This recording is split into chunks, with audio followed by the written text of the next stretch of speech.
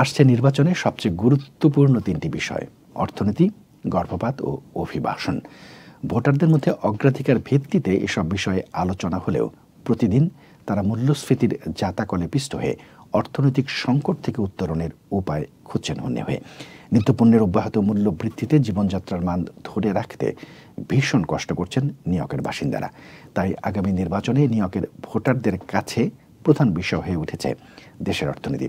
নিত্যপণ্যের অসহনীয় দাম মেটাতে গিয়ে জীবনযাত্রার মান ধরে রাখতে ব্যর্থ হয়ে স্টেটের সাধারণ মানুষ অতিষ্ঠ হয়ে উঠেছেন। ফক্স নিউজের সঙ্গে আলাপকালে তারা বলেছেন, শুধু প্রতিশ্রুতি নয়, সংকট থেকে উত্তরণে প্রার্থীদের কাছ থেকে সুনির্দিষ্ট পরিকল্পনা চান তারা।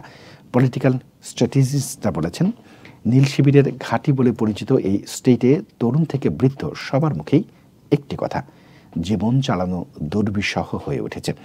অধিকাংশ ভোটারদের কাছে এবারের নির্বাচনে প্রধান বিষয় অর্থনীতি। এদিকে নভেম্বরের নির্বাচন ঘিরে রেকর্ড সংখ্যক তরুণ ভোটার অনলাইনে নিবন্ধন করেছে বলে জানিয়েছে এর সংশ্লিষ্ট কয়েকটি প্রতিষ্ঠান। পলিটিক্যাল স্ট্র্যাটেজিস্ট অ্যাডাম ওয়াইজ বলেছেন, অধিকাংশ ভোটারের কাছে এবারের নির্বাচনের প্রধান বিষয় অর্থনীতি।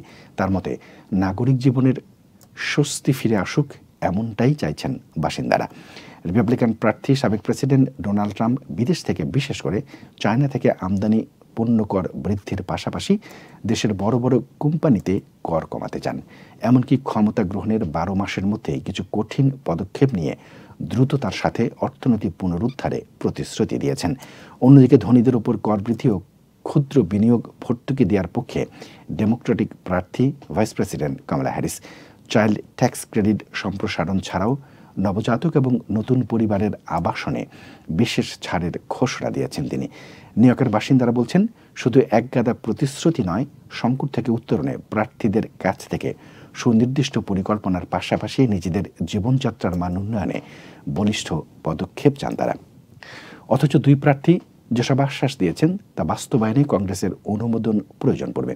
অর্থাৎ চাইলেই নির্বাচিত হলে নিজ নিজ পরিকল্পনা বাস্তবায়ন করতে পারবেন না ট্রাম্প কিংবা হ্যারিস।